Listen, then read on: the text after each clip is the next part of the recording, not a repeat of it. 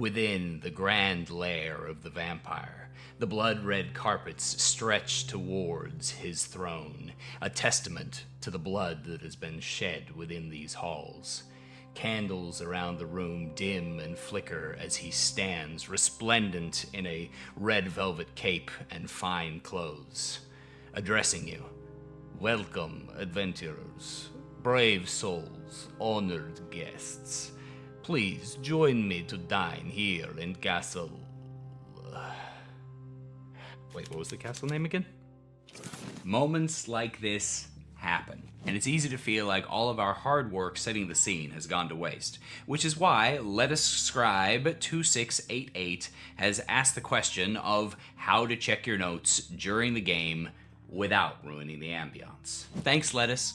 Can I call you Lettuce? For this question, and thank you to the Tank Class supporters here on YouTube and over on Patreon who selected this topic from our members-only polls. First, let me make a blanket statement that I hope every DM and player takes to heart, and then I've got 3 suggestions. This one might come as a little bit of a surprise for all of the DMs out there who have been studying their craft for years, working hard to prepare their games, and have meticulous notes over all and everything in their campaign world. You don't have to be perfect. It's okay when we make mistakes at the table, and honestly, to be entirely frank, when we lose those moments of ambiance and we feel like we've just wrecked everything because we forgot the name of this, that, or the other thing, most of the time the person that's noticing that experience the most is us.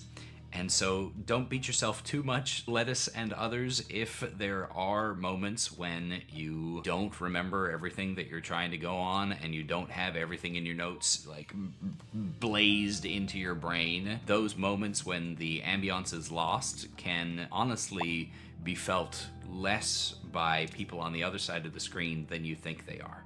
Now, that isn't to say that it's not a worthy goal to keep that ambiance up. It doesn't mean that there aren't some players who are more susceptible to the breaking of that ambiance than others, but by and large, you are your own worst critic, and you should cut yourself a little bit of slack. Obviously, you want something more manageable than just letting it go and not getting frustrated about it. I know I hate it when I have a problem and somebody just says, oh, just don't worry about that. That's such an awful overall answer, right?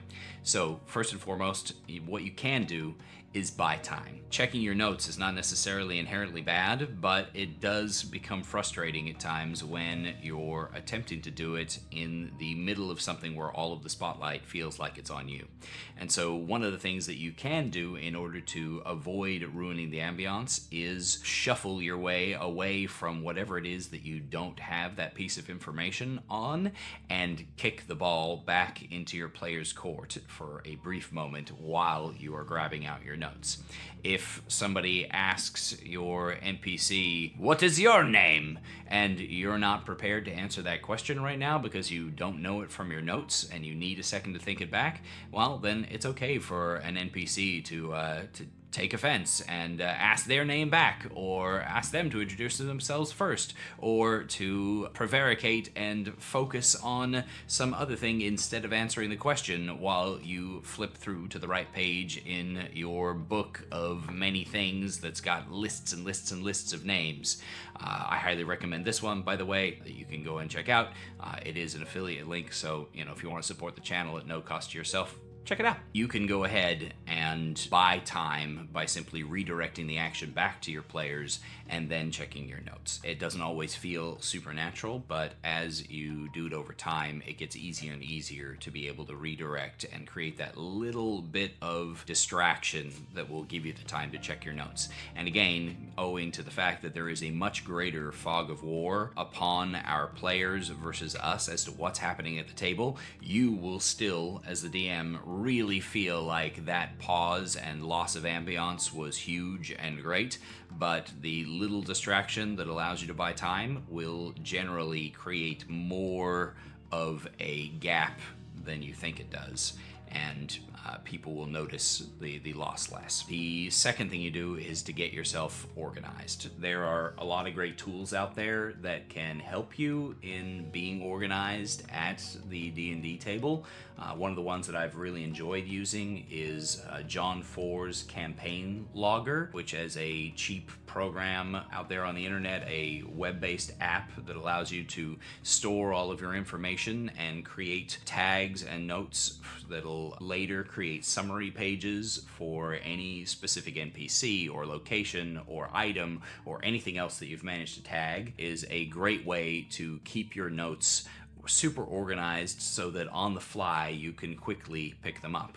Another favorite of mine is just to keep all of my notes in one great big long text file, and then Control F to find the specific word that that's related to what I'm working on is a quick and easy way for me to pull out all of the information that I have. Then it comes down to making decent notes during the game, which is actually one of my biggest weaknesses. But if you've got your notes in there, your recaps, your scripts and complications, the plans that you have for the sessions, and the thoughts that the bad guys are running through, and it's all in that one file, then it becomes a lot easier to Control F. Whereas if, of course, you're working in MeatSpace and you don't use a laptop or a tablet and you're having to thumb through your notes, then you need to be particularly organized about how you're laying those notes out if you want to lessen the amount of resistance between you and the delivery of your game. Getting organized and using different organizational tools to do so is the way to go. Like I said, I like Campaign Logger, but there are a lot of other ones out there. Obsidian, Portal, World Anvil. Lots of people really enjoy different ones, and if you enjoy a different one than one of the ones that I've mentioned so far, it would be great if you'd throw a link to them down in the comments so that we can all find new tools together, because I love amazing organizational tools for DMing, and I'm always interested, and I know that it's useful. Finally, this one might be another that feels a little bit like a cop-out here, Lettuce, but when it comes to your notes, and remembering the fog of war between you and your players, and the fact that most of your players probably don't have as good a notes as you do, unless, of course, like on my Friday nights, they're recording your sessions and keeping a full transcript of everything. Outside of those circumstances, making it up is a solid and tried and true method of overcoming the note check problem. You don't have to be perfectly true to your notes, and you would be surprised how often, if you were called on the spot to just make up the answer to a question, that the answer you gave, even when you later check your notes to see what the answer should be, you'd be surprised how often that there will be some overlap that you can lean into and create that bridge so that you are being truthful both when you spoke earlier and with what you're saying now. It is amazing how much more you can trust yourself than you give yourself credit for. And also amazing how much, if you create 2 points of reference, how easy it is for your brain to go from this fact to this fact and make them both true. The human brain is really good at figuring out how to make both of the things that you said be true, even when only one of them was a fact that you knew beforehand and the other one is something you made up. So don't be afraid to make up an answer in order to maintain the ambiance that you're looking for, and add that answer into your notes. Especially if you feel like you have just made something up, make sure you make note of it so that you can figure it out and justify that answer later with the rest of your game world. It can be as simple as, that having been a lie, or that having been a mistake made by the NPC, or it could be something more interesting like a secret name, or a piece of lore that was trying to be hidden for a specific reason, or a different point of view from a different faction. You'll figure out a way to justify what you've done. Probably not 9 times out of 10, but pretty close. I hope this has been helpful, Lettuce, on a topic that can be a struggle for everybody. I am sure, though, that your players really appreciate your effort in focusing on creating the kind of game feel that you know that they want. Keep up the good work. Thank you for the question. Thank you to the Tank Class supporters here on YouTube and over on Patreon for selecting this topic out of the half dozen or dozen of different options that were on our various members-only polls. And as always, thanks for watching and happy adventuring.